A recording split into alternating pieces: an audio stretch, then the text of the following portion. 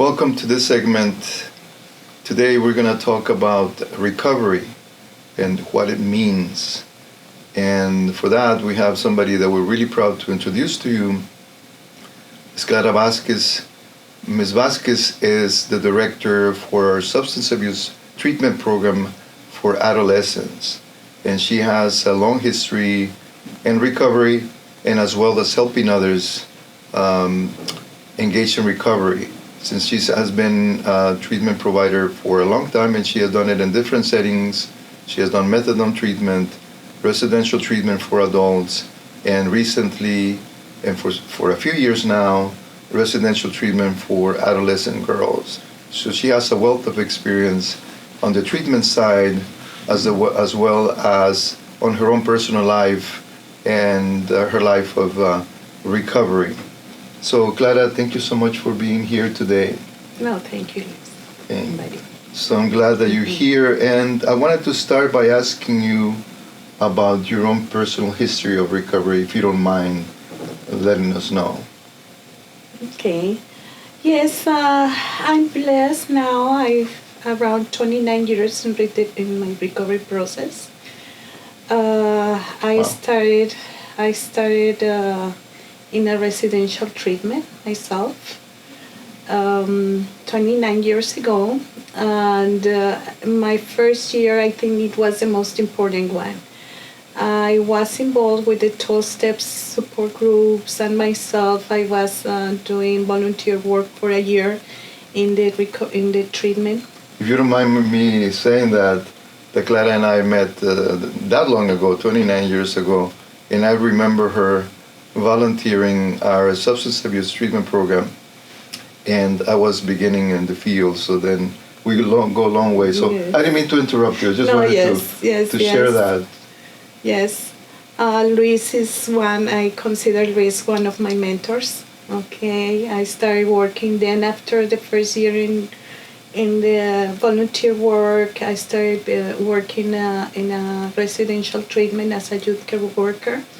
Adult care worker at that time, and eventually I started going to St. Mary's University to get my CEU hours to become a licensed chemical dependency counselor, and I've been blessed since then.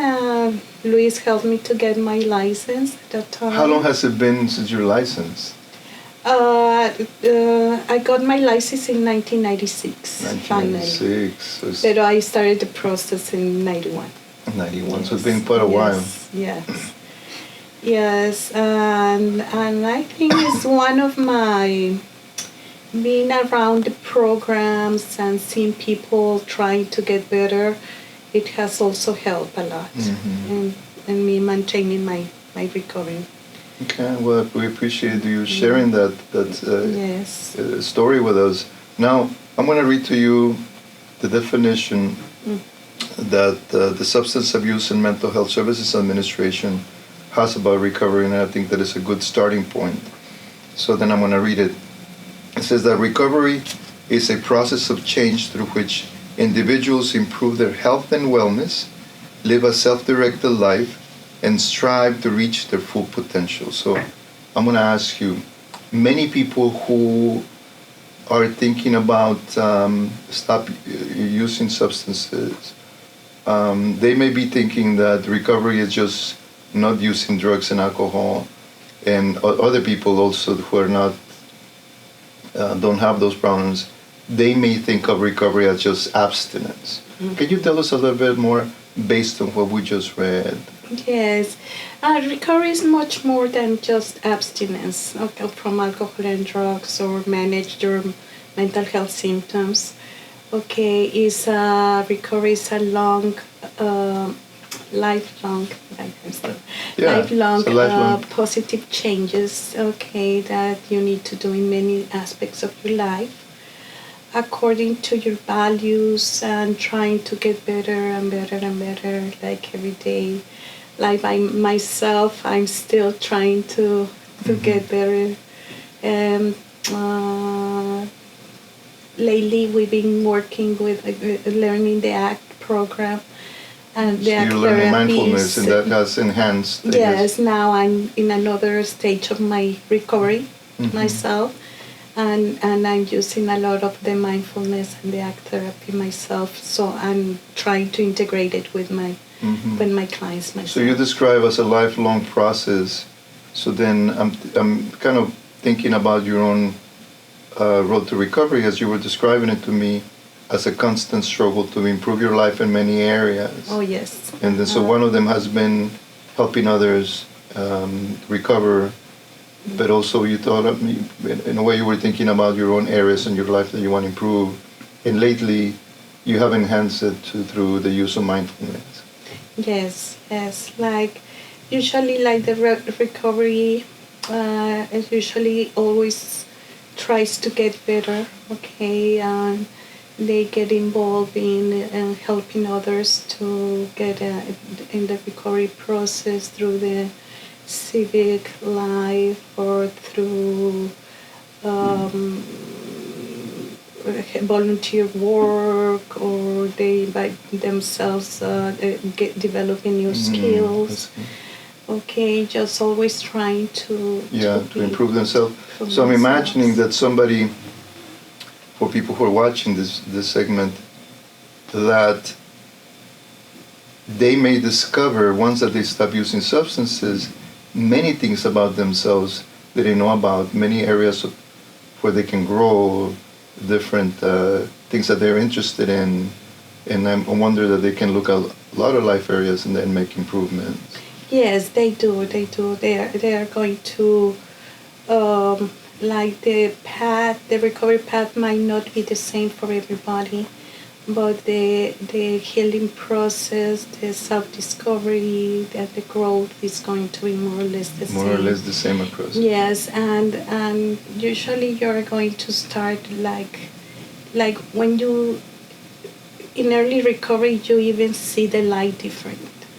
Okay, you see everything different, because like in the past you were so worried in using or recovering from your use that you couldn't see anything else. So the whole world opens once that you begin recovery.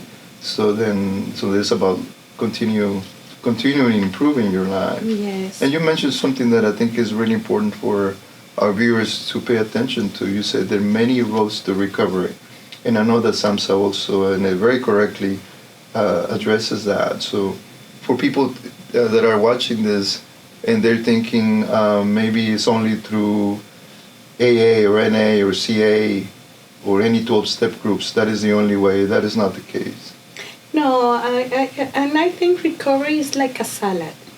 Okay, you are going to get some from the treatment center, from the spirituality, like your peers, like your family, like your education once you start improving and getting better in different areas. So it's not only one way. One way doing that. I mean, it's interacting everything together.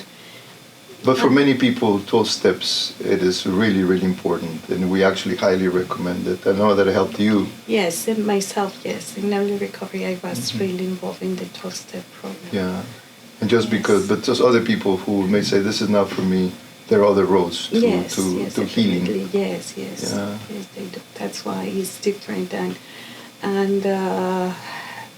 and sometimes, like, I think they interact, maybe they didn't help you in that time, okay, but just by experiencing all these tools, you can use them, like, later on in your life.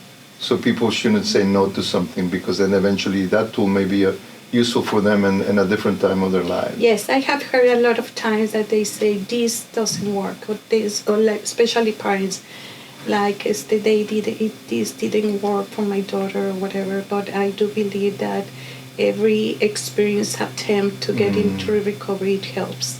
And that's another really important aspect, that along the process of recovery, the needs may change and we may use different tools. So it's always good to remember all the tools that are available to somebody when they're on the road to recovery. So I really appreciate you spending time with me, and I'm really honored that we had this conversation. I really want to emphasize that you were really a great part of in my recovery process. I'm glad that we... And in different times. Yeah, no, and I'm glad that we met each other, and thank you for this interview again. Okay, thank you, Luis.